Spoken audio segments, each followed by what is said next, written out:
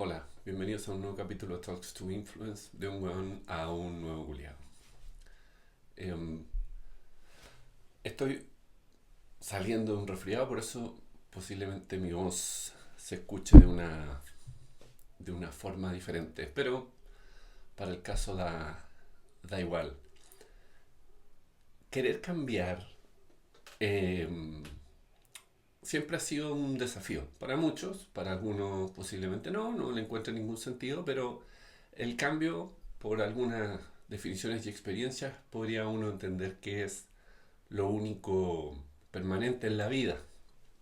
Lo único que va a estar ocurriendo siempre es que todo, absolutamente todo cambia. Inclusive nosotros. No tan voluntariamente. Y en el mundo del cambio existe el cambio conductual, que tiene mucho que ver con la forma en que hacemos las cosas o cómo nos desempeñamos en nuestra vida o aquellos hábitos o conductas que ejecutamos y que son visibles como conducta observable. En el mundo donde yo he trabajado toda mi vida, la gestión de la conducta siempre ha sido un desafío. Y aprendí hace muchos años, alrededor de 20 diría, prácticamente 20, quizás 18 por ahí, pero vamos a redondearlo en 20, no para exagerar, sino solo para redondear, donde conocí un profesor, el profesor Luis López Mena. Bueno, el profesor Luis López Mena hacía una cátedra en un programa de magíster que yo cursaba en ese tiempo, en el ámbito de la psicología y ergonomía. Y en esa clase, no, por lo menos a mí y un par de personas más que estábamos en esa clase, nos pasó esto que yo le llamo el momento ajá, o que reconozco como el momento ajá, de donde uno entiende cosas y que realmente es así como funcionan. Y es bien estimulante porque además explica mucho lo que a uno pudo pasarle en el pasado. Eh, ¿De qué se trata? Él explicó algo que se llama análisis funcional de conducta. Y vengo y he trabajado toda mi vida en el mundo de la prevención de riesgo. Y a nosotros nos formaron con ciertas eh, técnicas y en algunos casos hasta dogmas sobre las cosas que debíamos hacer. Y una de ellas, que hoy día a muchos le podría parecer una caricatura, era la razón por la cual las personas cometen acciones, voy a decir ahora, inseguras. Em, y tenía que ver con que las personas no saben algo y por eso cometen un acto inseguro.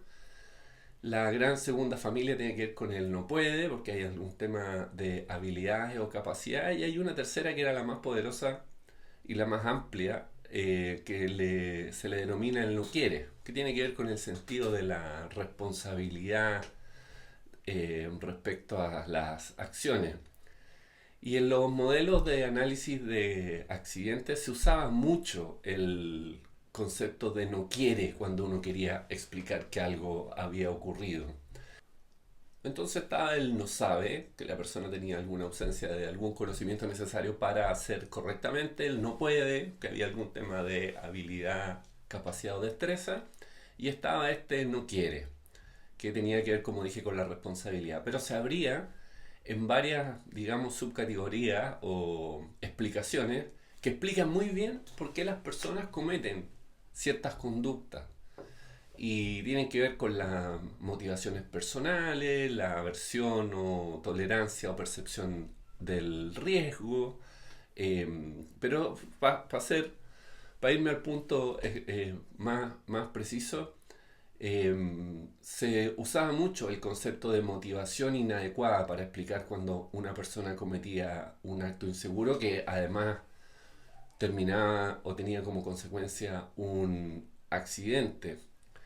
Y con eso trabajamos mucho y me tocó hacerlo y lo hice muchas veces de poner en informes que personas por motivaciones inadecuadas habían producido alguna conducta o ejecutado alguna conducta que finalmente terminó en un accidente de distinta o diversa magnitud.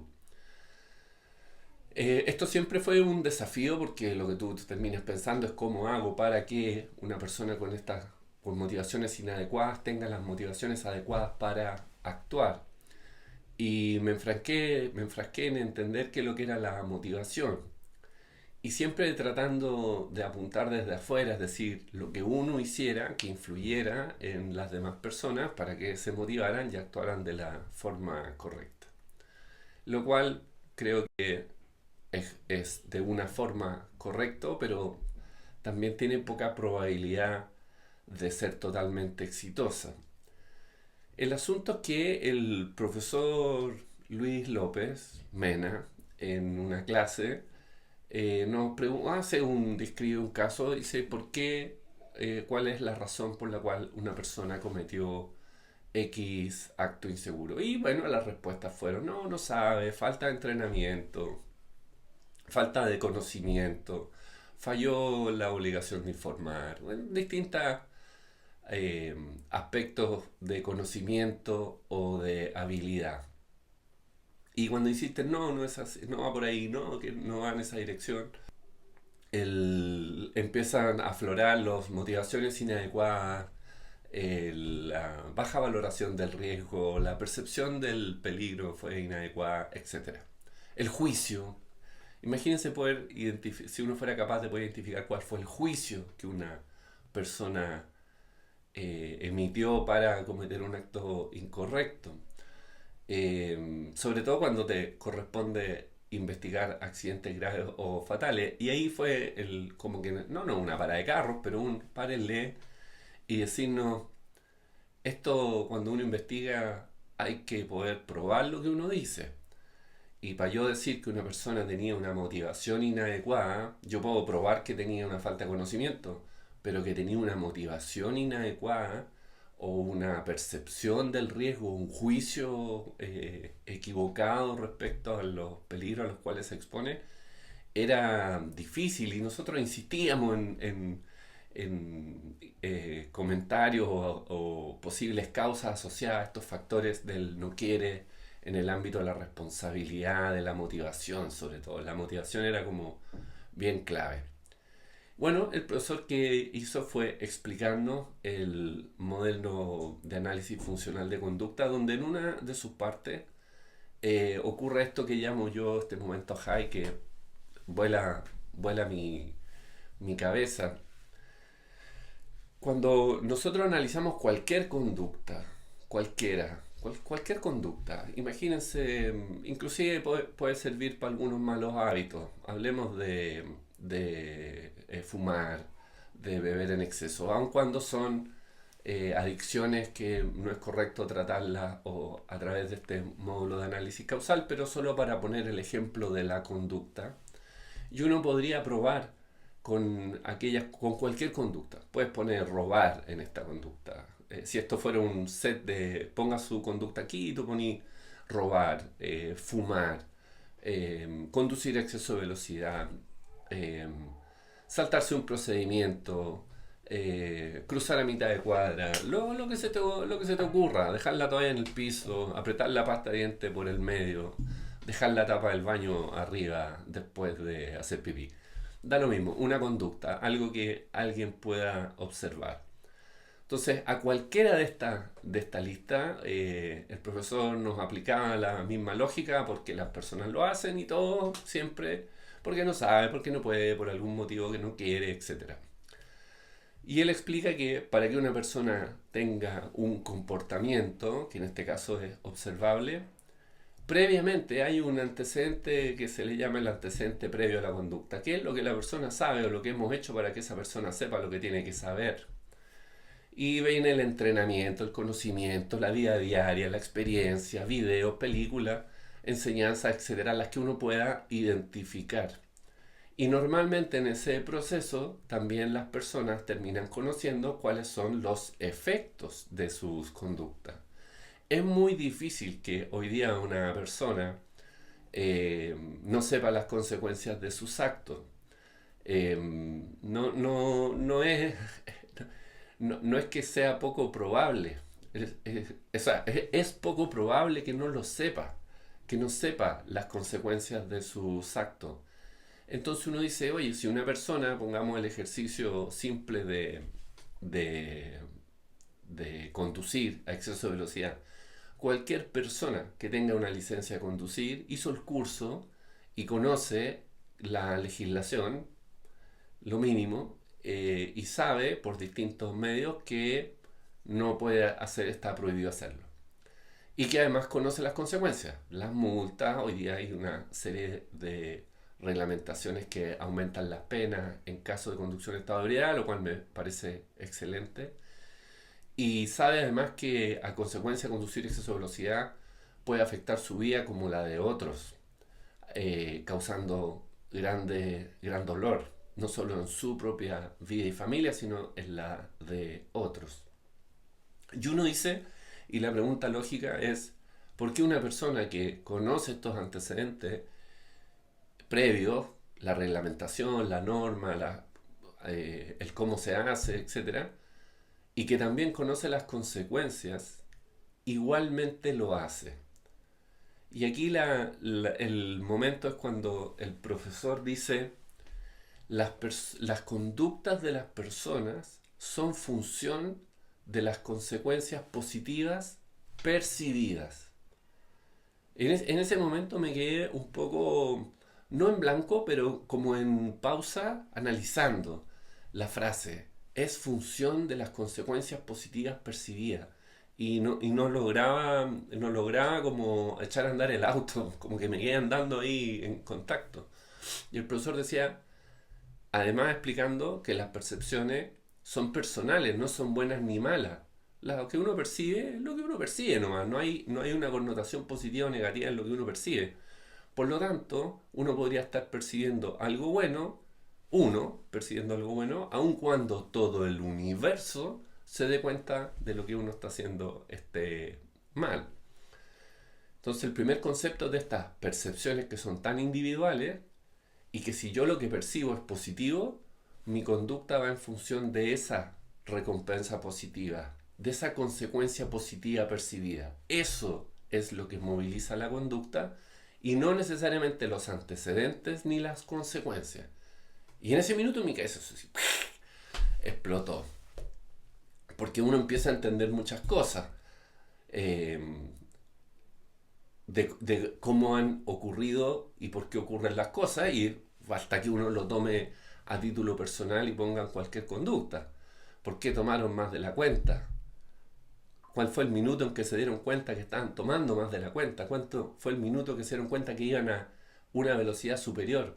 Y en ese minuto hubo una percepción de una consecuencia que ustedes percibieron como positiva y que movilizó esa conducta, aun cuando la consecuencia no ocurrió. Esto uno lo aplica a cualquier cosa. Eh, yo que he sido fumador reincidente muchas veces, uno que es fumador, nadie fuma para que te dé cáncer o un enfisema pulmonar, pero todos sabemos a través de antecedentes previos e información disponible desde lo que está disponible en la cajetilla, de qué es lo que ocurre con el cigarrillo, y además conozco las consecuencias de lo que podría pasarme al fumar. Y aún así uno lo hace.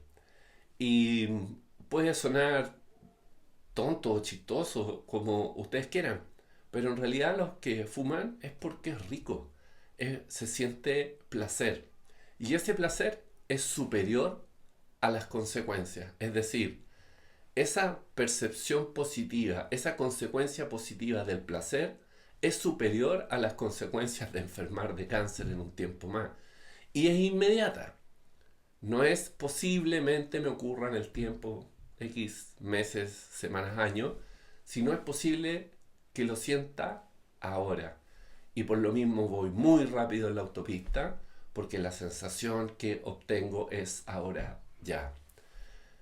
Al entender esto, uno termina eliminando de los análisis de investigación de accidentes estos conceptos motivacionales que por lo demás son difíciles de probar, acercándose a identificar solamente hechos y obtener algunos antecedentes de lo que ocurre, pero por sobre todas las cosas genera el primer atisbo de lo que debiera ser la gestión del comportamiento, que viene trabajándose mucho antes, pero en este caso para mí, hace 20 años, de lo que debiera ser la gestión del comportamiento, que cuando queremos cambiar la conducta de una persona, de una conducta A a una conducta B, oye, como hay un video de esta señora que dice, ¿te molesta que tu hijo deje la toalla en el piso? Bueno, recógela, hazte cargo y ya que te molesta a ti, haz algo al respecto.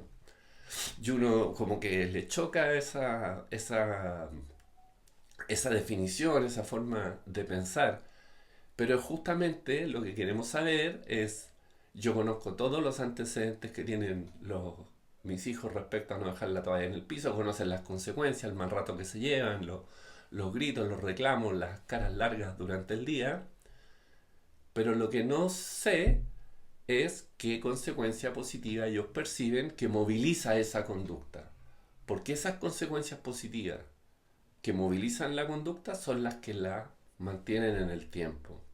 Si yo quiero cambiar conductas en el trabajo, tengo que identificar cuáles son aquellas consecuencias positivas percibidas, de manera de poder definir una forma de intervenir para darme cuenta, o sea, no para darme cuenta yo, sino si yo soy el observado o el trabajador, para que yo sea capaz de identificar cuáles son esas consecuencias y empezar a darles un valor en contraste, por ejemplo, con las consecuencias negativas y ver cuáles pesan más y ver si logro cambiar mi conducta.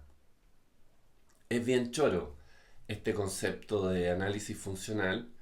Entenderlo de verdad cambió mi vida profesional sobre todo, desde la perspectiva de cómo abordar entrenamiento, cómo abordar la relación supervisor-trabajador, cómo abordar la investigación de los accidentes también, al entender y buscar entender qué fue aquello que en ese minuto que se cometía la conducta X movilizó positivamente a la persona a hacerlo, aun cuando tenía muchos antecedentes respecto a su conducta y además conocía todas y cada una de sus consecuencias. Parte de pasar de ser el buen que somos al culiao que queremos ser es entender cómo funcionan algunas cosas, y esto de las conductas también nos va a ayudar a entendernos mejor.